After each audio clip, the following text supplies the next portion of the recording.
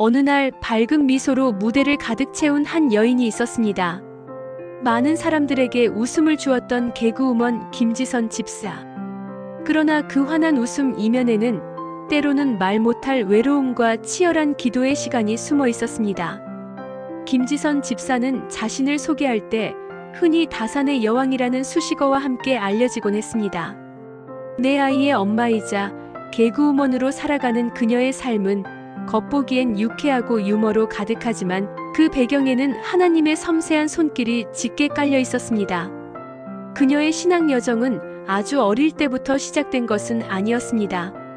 오히려 외로움 속에서 자연스럽게 교회로 발걸음을 옮기게 되었고, 그렇게 만난 하나님은 그녀의 삶 전반에 걸쳐 놀라운 방향으로 인도해 가셨습니다.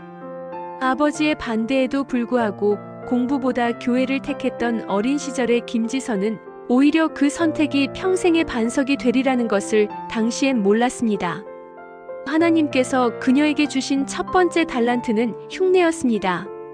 개소리, 닭소리, 북한말까지 어릴 적부터 남다른 재능이 있었던 김지선 집사는 이를 통해 학교 친구들의 웃음을 샀고, 그것이 점점 무대 위로 이어졌습니다. 특별한 공부를 하지 않았지만 하나님께서 그녀에게 주신 그 한 가지 달란트를 소중히 여기며 살아갔습니다. 개그맨 시험을 볼 당시 자신이 쓸 수 있는 대본조차 없던 그녀에게 하나님은 대본을 써줄 선배를 붙여주셨습니다. 시험은 합격했고 그녀는 KBS 공채 개그우먼으로 데뷔하게 됩니다.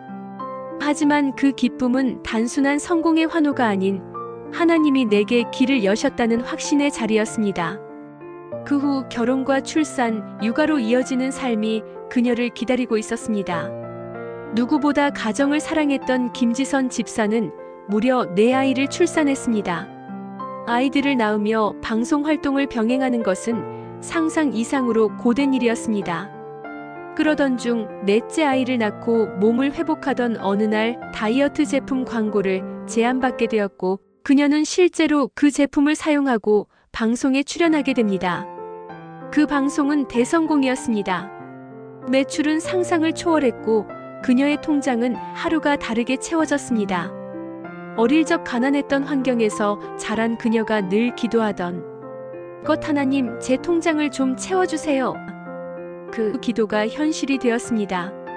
하지만 아이러니하게도 그때가 그녀의 인생에서 가장 괴롭고 심지어는 죽고 싶을 만큼 힘들었던 시기였습니다. 쉬지 못하고 먹지 못하고 잠도 자지 못하던 일상.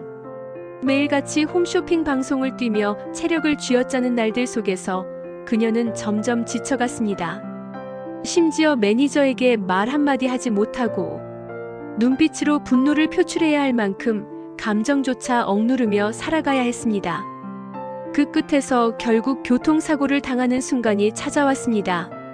사고가 나는 찰나 주마등처럼 스쳐 지나간 자신의 인생.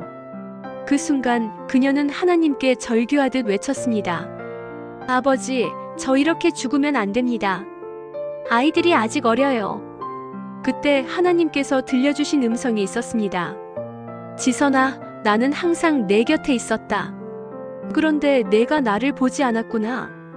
하나님은 그녀를 멈추게 하기 위해 그 방법밖에 없었다고 말씀하셨습니다.